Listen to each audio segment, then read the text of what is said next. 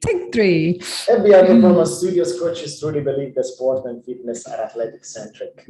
That's why we have decided to expand our field of view to commit for all the athletes who are eager to know more.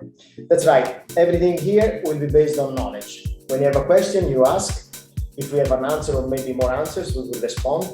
And if we don't know, be sure that we will study so hard that we will get back to you with the information you need. This is our new podcast, PR Wars. I am Coach Tommaso, and I'll be your host today. As I said, we are truly committed to knowledge here, but first of all, we want to start with a series of episodes called Meet the Coaches, so that our listeners can familiarize with who we are and what our expertise are. And on our introductory episode, we will get to know Coach Melina. Welcome to the show, Melina. Thank you. Morning, everyone. For those who don't know Coach Melina, she has a MSc, Master of Science in Sports Science, Master in Philosophy with a specialty in Psychology. Wow. Why did you decide to go for this academic career?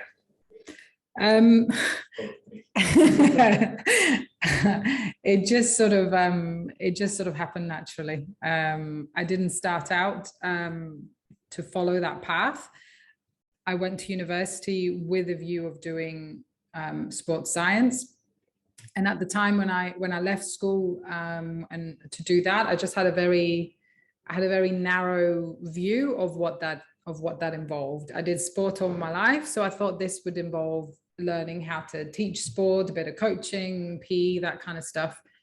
But then I got to uni and then realized that there was so much more to it. We did anatomy and physiology, sports physiology of different sports, whether it was endurance or sort of intermittent sports, biomechanics and psychology came into it. So I just kind of progressed through it and gradually started to find where my interests really lie. And initially it was actually exercise physiology. That's what I wanted to follow. And I took an elective. I remember when I was doing my first master's, I took an elective in sports psychology because I really still wanted to keep my hand in it. And it was by the end of that first term, I thought, nah, actually, this is where I want to be. So I transferred over to a generic sports science one to focus more on psych. And then once that was completed, I continued with my research to do sports psychology. Did this reflect what you wanted to do in life? I mean, like when you started, obviously you had this idea, but then what you studied was what you wanted to study, or the profession that you wanted at the time, yes. When I went to university, especially when I went for my master's, I was at Loughborough University, so there was lots of high performing athletes coming in. And all the postgraduate sports science students, no matter which field you were in, we would be heavily involved with what was then called the Sports Development Center. And one of the schemes that they had was called the Talented Athlete scheme. So young athletes that were coming into university and were going to attempt to balance university studies with their sport, and they were aspiring for a sort of Olympic level, we would come in and support them as their mentors and apply some of the stuff we were learning, obviously, in the lectures and stuff. So at the time, I was fairly clear this is where I wanted to be. I was more, there was a balance between doing the academic research and the applied work. My first sort of proper job, if I can use that phrase, my first sort of proper job was more research in the end, working for Sports Coach UK and working with the national governing bodies of sport to help them establish their coach education courses. So dealing with things like, what is coaching? What does it look like? How does one become a coach? What's the best way to get them to develop their coaching skills and knowledge, that kind of stuff. So yeah, at the time, there was no clear path as to where I wanted to go, other than I wanted to actively work with athletes and with coaches as well. Life hasn't quite gone that way, in that I'm still working with coaches and athletes, but in a far more applied capacity than I would have thought. 15, 20 years ago. Yeah. Were you an athlete at that time? During my undergraduate studies, yes, I was. During my postgraduate studies, no. I was still keeping active and fit. But at the end of my bachelor studies, actually it was shortly after the World University Games in Hungary, I came back to the UK, was out training one day, out on the bike, and I was hit by a car, and I had a really bad back injury. By the time I was well enough to start training, I had started a full-time job. At the time I was working 5 days a week, and I was doing my master's part-time twice a week. So I didn't really have any weekends. So yeah, life kind of took over at that point. So that sport kind of fell by the wayside. What was your sport at that time? At that time, it was triathlon. Yeah, I was already, from 16, I was already into triathlon. So I still kept saying, I'm going to get back into it. I'm going to get back into it. One day I want to do an Ironman, all this kind of stuff. But then work happened. Then family started to happen. Then we moved away. So it just, life doesn't always go the way you plan it. This is an important message to give to the listeners, lifestyle and the way you conduct your life and the things that you have to do in life, which are not sport related. They don't affect the quantity or the quality as well of the sport that you want to do. So sometimes you need to balance, you need to make decisions. Decisions and exactly. But now you're back on business both as an athlete and a coach. Yes. And as a mom of three. Yes. Okay. Yes. Okay. Let's take 30 seconds break. Okay. You to the next level, we have to know two basic metrics, which is where you are now, your base level, and where you are going, your final goal. For this reason, we create a system called BR stages. The BR stages consist in 4 levels. Number 1, fundamentals. Number 2, skills. Number 3, performance. And finally, specialization. We're back with BR words with Coach Melina. We get to meet her and know her a little bit better for people who don't know her. Tell us a little bit about your childhood in sport, how it started, and if it was love at first sight or if it was just fun. I don't think it was love at first sight.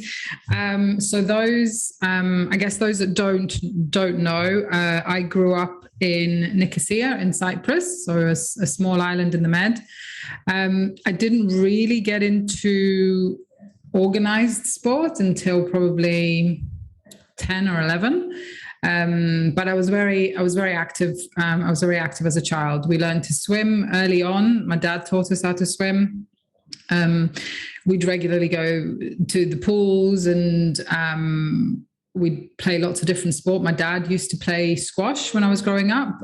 So we used to try and play with him. Not that we ever, had any chance of winning against him, not that he'd let us. And obviously we had lots of contact with the sea every summer. About the age of 10 or 11 is when I started to show an interest in basketball. I remember where we lived in a little cul-de-sac, and then further down the road there was another cul-de-sac, and at the time there was probably about 20 odd kids within a 5-year age gap, and we all kind of went to the same school, so we organized ourselves into 2 teams. We even had our own kit made, and we went to some building sites and stole some material, and we made our own net, and we had 2 volleyball teams. And from there, we just started playing lots of different sports. I made it onto the school basketball team when I went to, I guess, what you would call high school or junior high school when I was 12.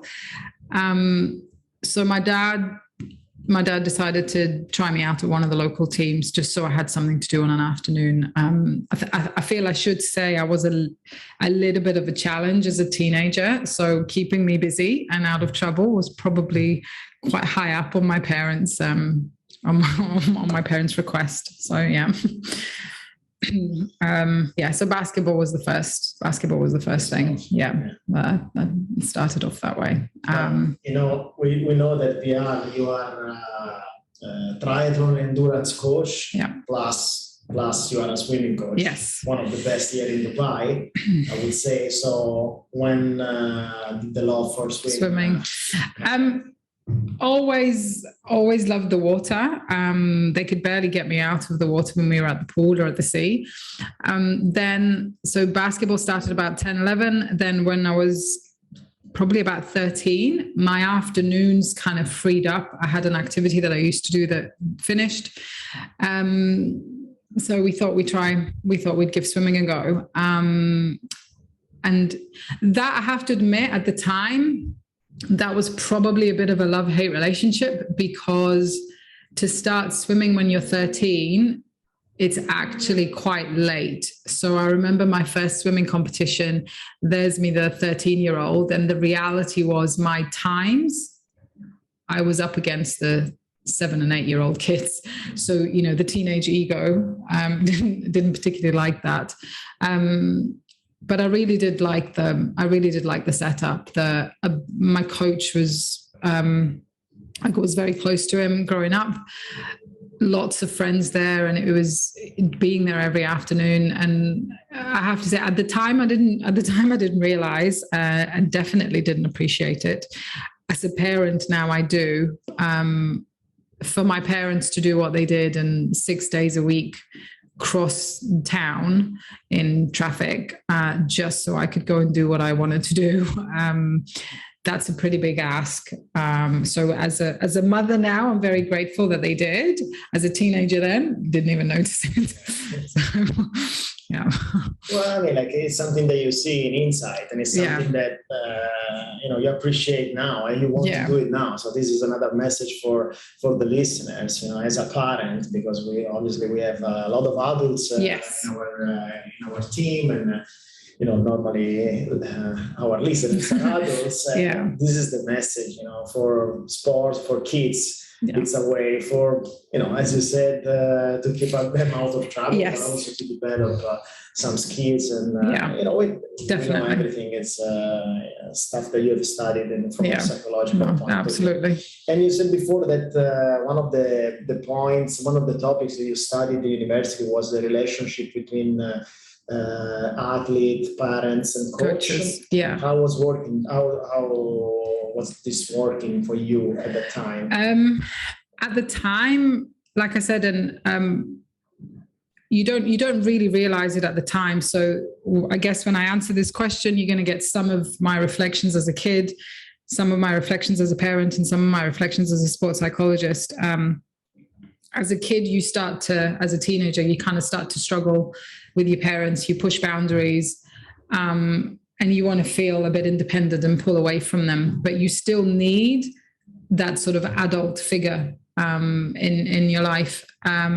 So for me, it was very much, if I struggled at home with mum and dad, I was very close. I got very close to my coach, to the point where, again, as I see it now, my parents would actually at times parent through him.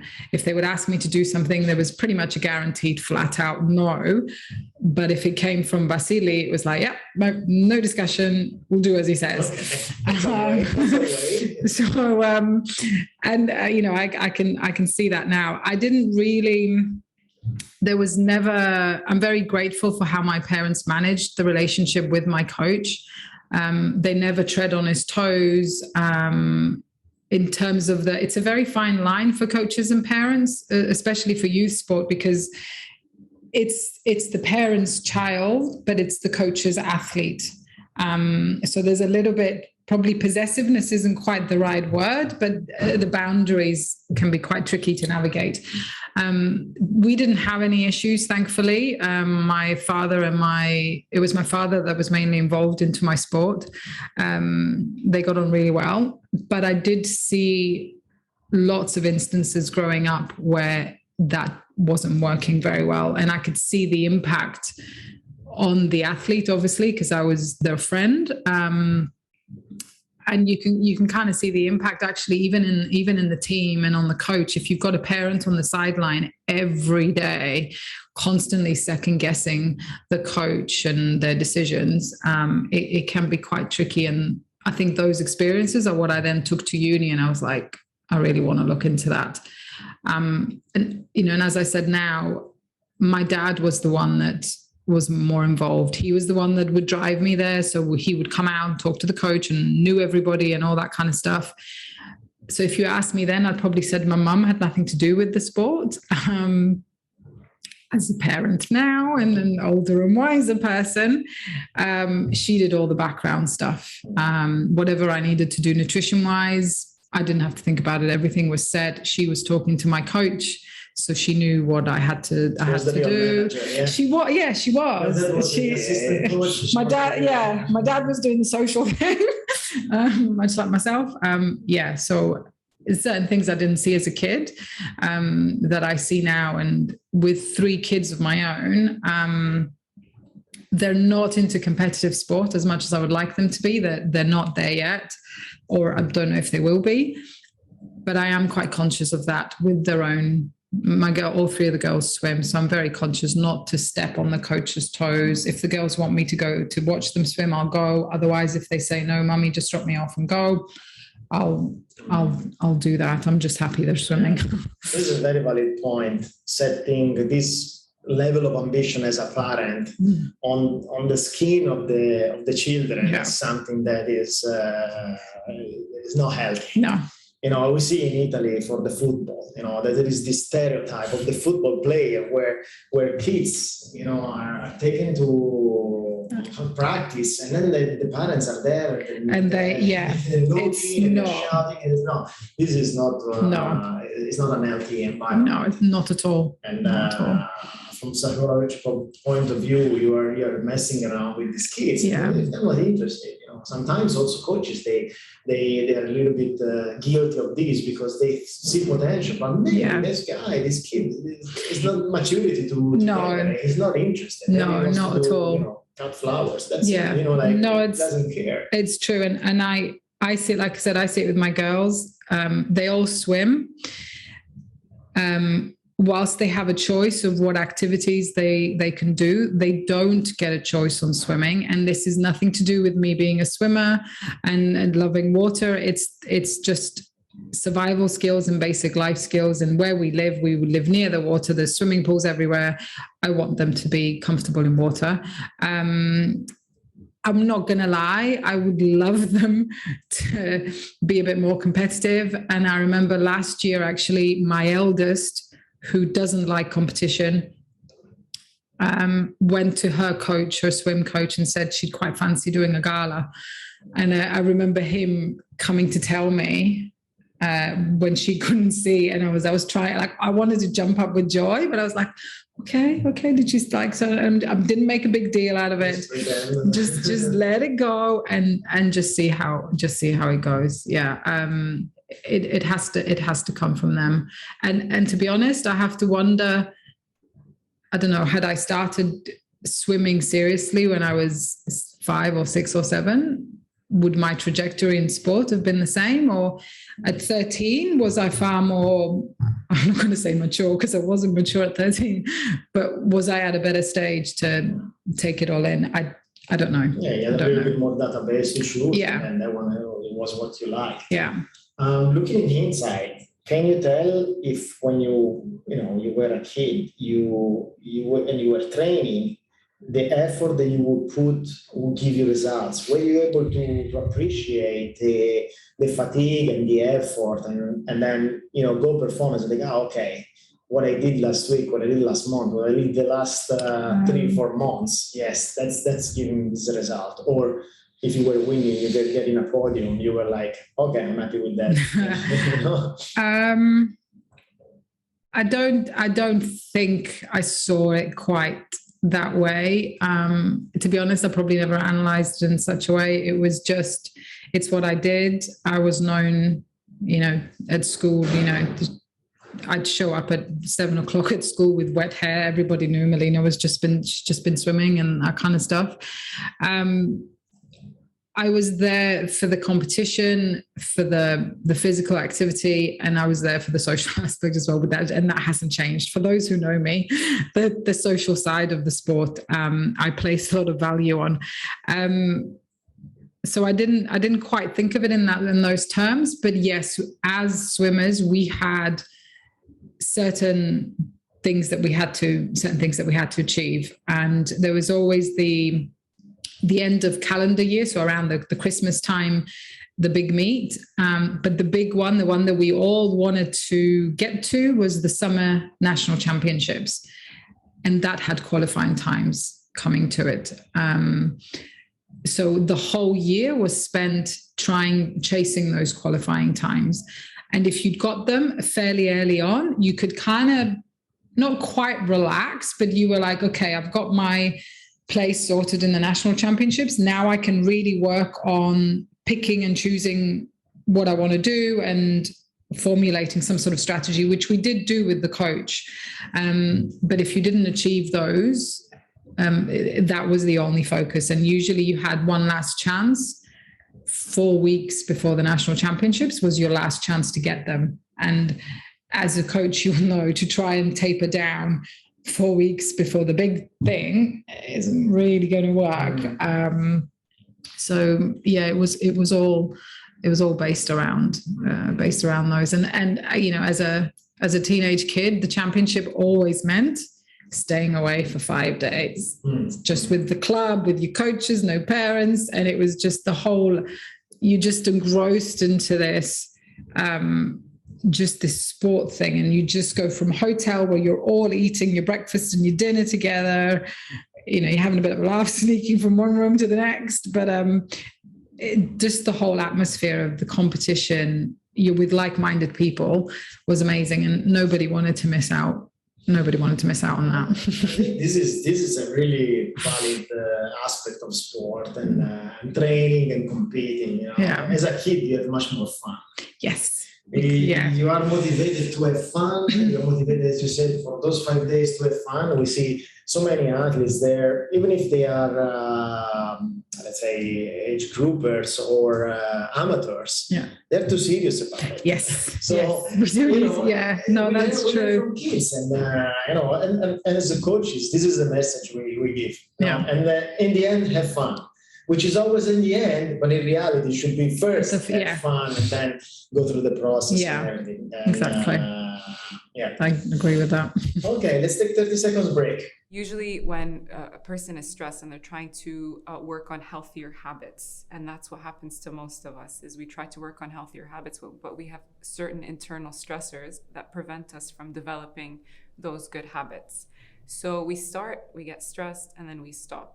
So my job is to intervene right at the point where they start and where they stop, so they can continue. So I'm giving them the power and the tools to continue to build these healthy habits long term. So in our first episode of BR Wars, we get to know Coach Melina. Coach Melina is a triathlon, endurance, and swimming coach at BR. As we heard from her, her background in sports science and psychology has given a new point of view for training with athletes. So if you need to have some opinions on your progress and you want to have a consultancy with her, just contact BR Performance Studios and they will put you in contact with her. What is the message that you think it's hidden or evident in sport after so many years as an athlete, as a coach, as a student? Is there anything that you see either hidden or evident? And sometimes also the things that we think we can see them right away, sometimes we don't see them. That's a loaded question, if ever there was one. Make your time. I think, God, there's a million and one ways to answer this question. I would probably say it teaches patience. Hopefully it teaches patience. Sport can give you a lot. It can, obviously from a physical health point of view, from a mental health point of view as well.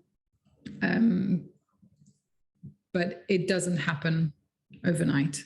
You don't suddenly decide I'm gonna do sport, and then you do like 1 or 2 sessions or a week or whatever, and then you start to reap all the benefits. And the fact that sport takes time to develop your expertise, your skills, gaining experience in lots of different events and that kind of thing.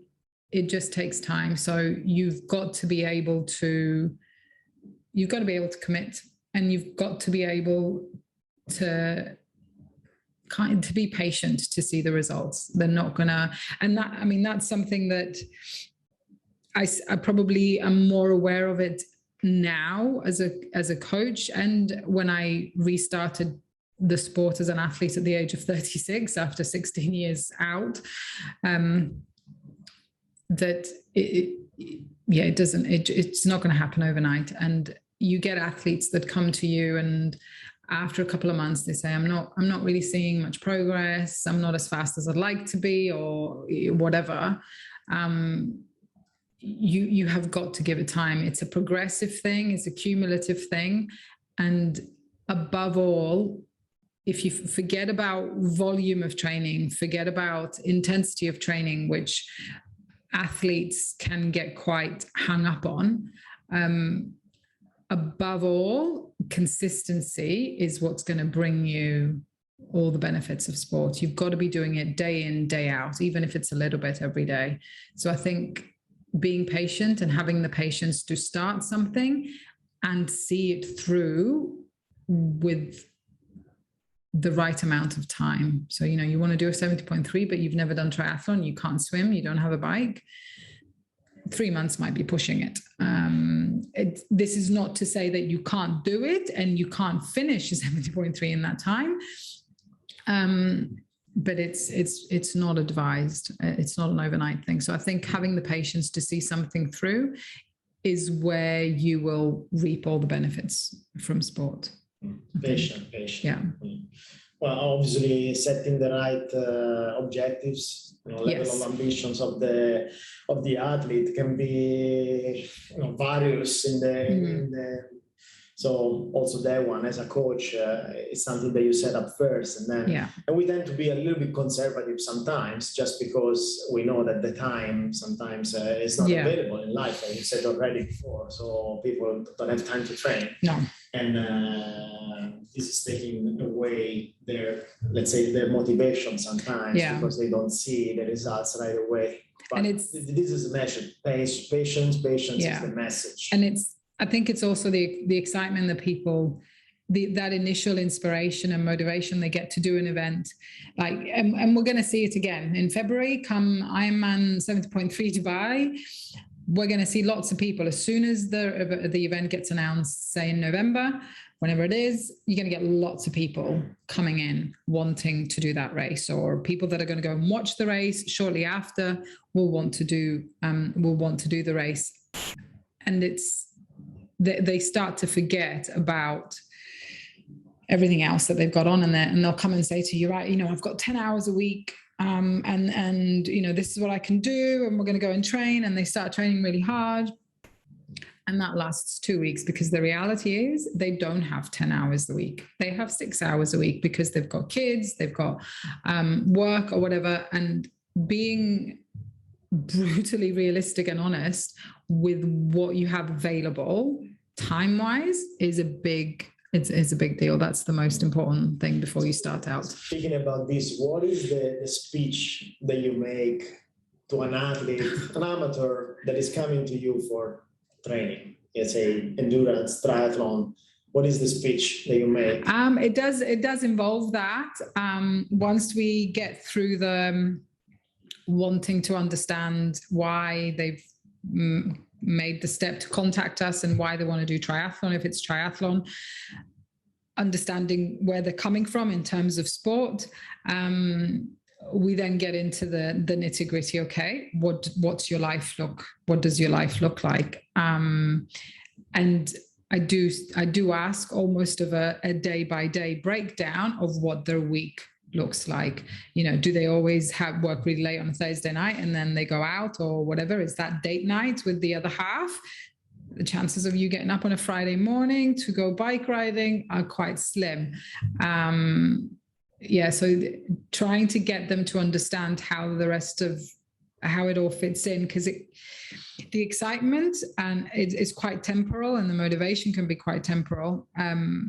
So, and the important thing is that the sport fits into your life, not the other way around. If you try and make your life fit in around the sport, something's gonna go. And there is, not to make too light of it, but there is that standing joke in Ironman, where you must have seen the signs that say, if your relationship is still intact, then you haven't trained hard enough. Which is funny. There's a little bit of truth in it, but you don't want that. The sport is a hobby. None of us are pros. It is a hobby, and it has to remain that, and it needs to be a healthy hobby. So it has to fit in around your life. So being truthful to what that is. Maybe it's not your time. Yes, you want to do an Ironman, a full Ironman, but maybe it's not your time. You've got, you've got 3 kids under the age of 5, and you're at that point in your career where you have to work long hours. Okay, so maybe you focus on 70.3, and when things settle, then you pull the full distance. There's a reason why, if we look at the age groups, the 50 plus age group is very competitive. There's lots of people in that age group, and there's lots of really good people. The reason is, there's a good chance if you've got kids, they've grown up, so they're self-sufficient, so you don't have to worry about them too much. There's a chance they don't even live at home anymore, so then you also have more disposable income. You've got more disposable income and more time, hence why the numbers are so big in that age group. There's a reason why they're there. So yeah, being honest about that is important, and they do always get that speech. Yeah. Yeah. How do you manage as a mom to be an athlete and a coach? Give us some tips, give the listeners some tips on how to manage this. I'd like to say that I'm this Mother Earth sort of type person, Mary Poppins and all that, but I'm certainly not. You don't pull umbrellas from your bag. No, absolutely, no, absolutely not. I wish. I don't get it right by any means, and it's still a learning curve. I'm now entering the teenage years with my girls, so yeah, we're starting in an interesting way. I think I should. I feel I should make a point that I don't have a full-time 9-to-5 type job, so in that sense, it's a little bit easier, perhaps on me. My time to coach and my time to train or do whatever it is I want to do is when the kids are in school. The afternoons are primarily taken up with driving them wherever they want to go, or their training, or whatever activities they've got on, and yeah, balancing the home life. But it takes a lot of planning. And I remember a few years back when I had 2 full Ironmans fairly close together, it basically meant doing my training at certain points that it wouldn't impact the family. So for example, I remember one day, it was a Friday, the deal was we were going with friends to a water park at 10 a.m. So by 10 a.m. I had to be done with my training. So by 10 a.m. we rocked up to the water park. I'd already put 7 hours of training in my day, a long bike ride, a long run, still managed to have a shower, eat something, and get to the water park. Obviously it meant come 8 o'clock, I probably fell asleep before the kids. But yeah, it's finding the time, and that's how I had to make the time. If it starts to impact on the family too much, it's not fair on my husband, obviously, because he does work full time and he works lots of hours, and it's not fair on the kids to be missing my mom. At the beginning, I feel like most of the athletes they don't feel that one. They gotten into get into a race or in the heat of the training, in the heat of the teamwork and everything. But then after a while, the more they become aware of what their capabilities are and what their objectives are, some athletes come back and they say, "Coach, we need to reassess the objectives." Yeah. Like, as a coach, you need to be open right away to say, okay, where you're at, what you want to do next, and why you're telling me this. There was a guy, an athlete that they had just today, he called me and said, look, I have registered for this competition here, but probably I'm not gonna do it because I wanna review my objectives for training and my lifestyle and the family, and I see that training has an impact. So he's realizing that the effort that he put, when he gave you the schedule at the beginning, I can do this, and that was too much for his lifestyle. Yeah. So it's good that he realized. Yeah. As a coach, it's difficult to understand because we don't live with athletes. No. So this is the message for the athletes. See, really open your eyes in your house. Either you're living alone or you're living in a family of 2 or 3 or 4. See what the impact of your sport is.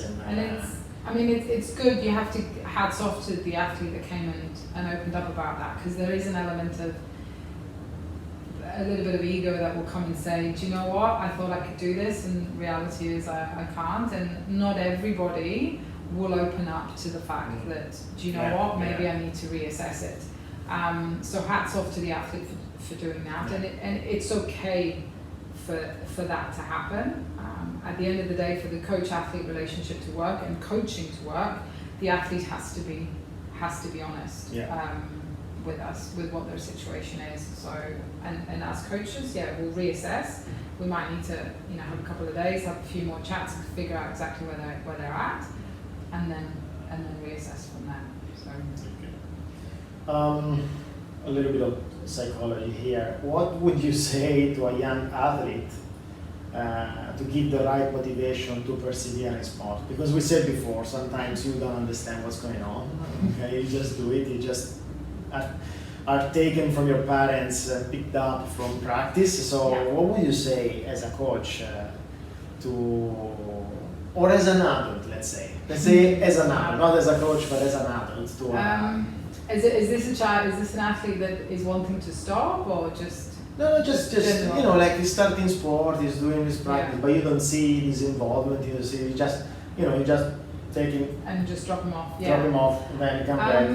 I think that's quite similar to school in a way. The amount of times I pick up my kids from school and I'll say, "How was your day?" What did you do? Nothing. What did you learn today? I don't know. I don't remember. So you kind of have to be a little bit more, and I think in the same way that we try and find out more about our adult athletes, it's got to be the same with the kids. And I think we have to be a little bit more careful with the questions that we ask them.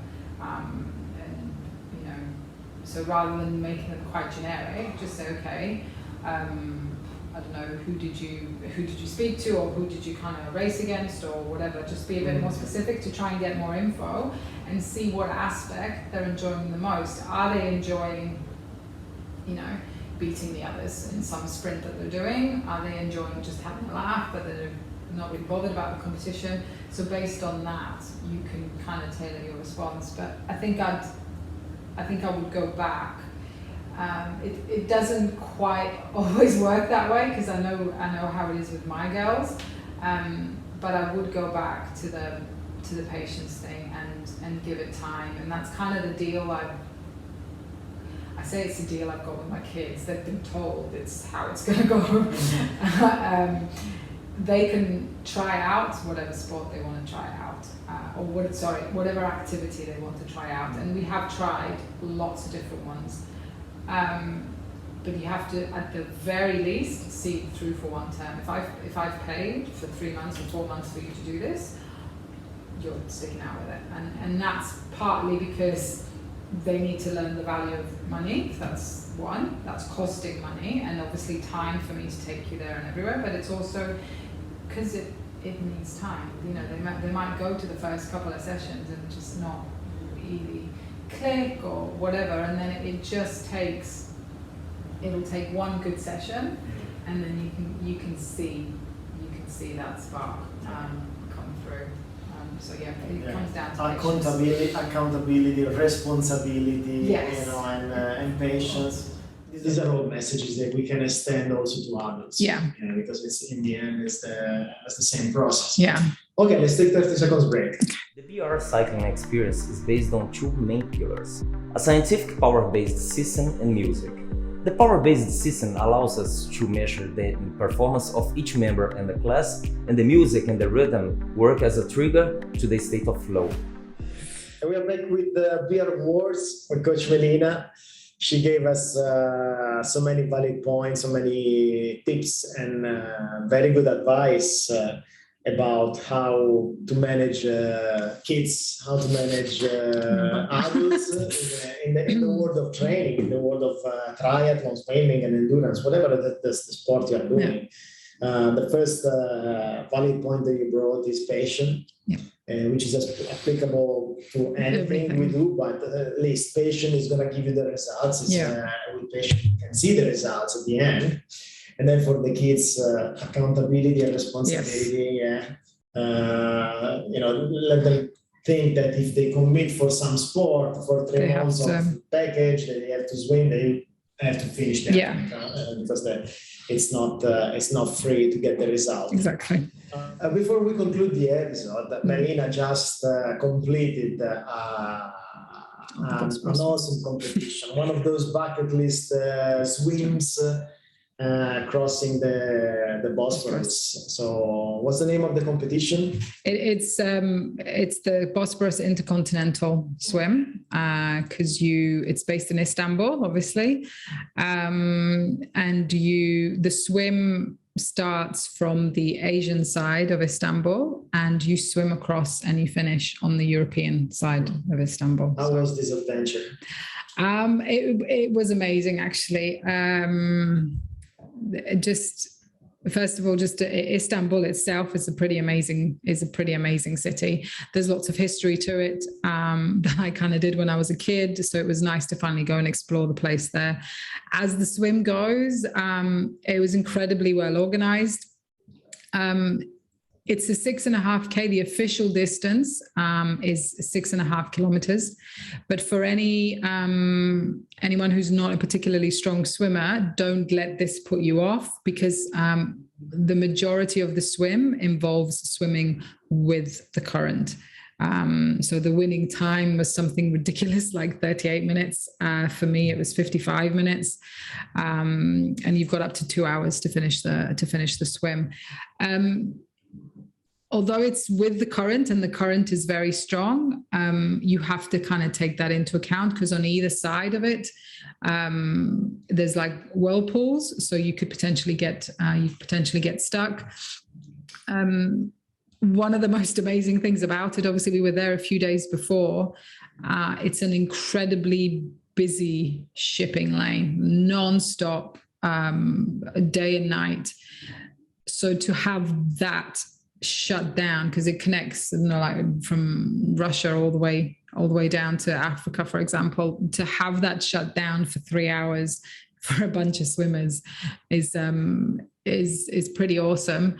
It is technical in the sense that, unlike in a triathlon where you have your marker buoys, you don't have any of that. You are completely reliant on landmarks. The canal, the straits, are about 1 kilometer wide.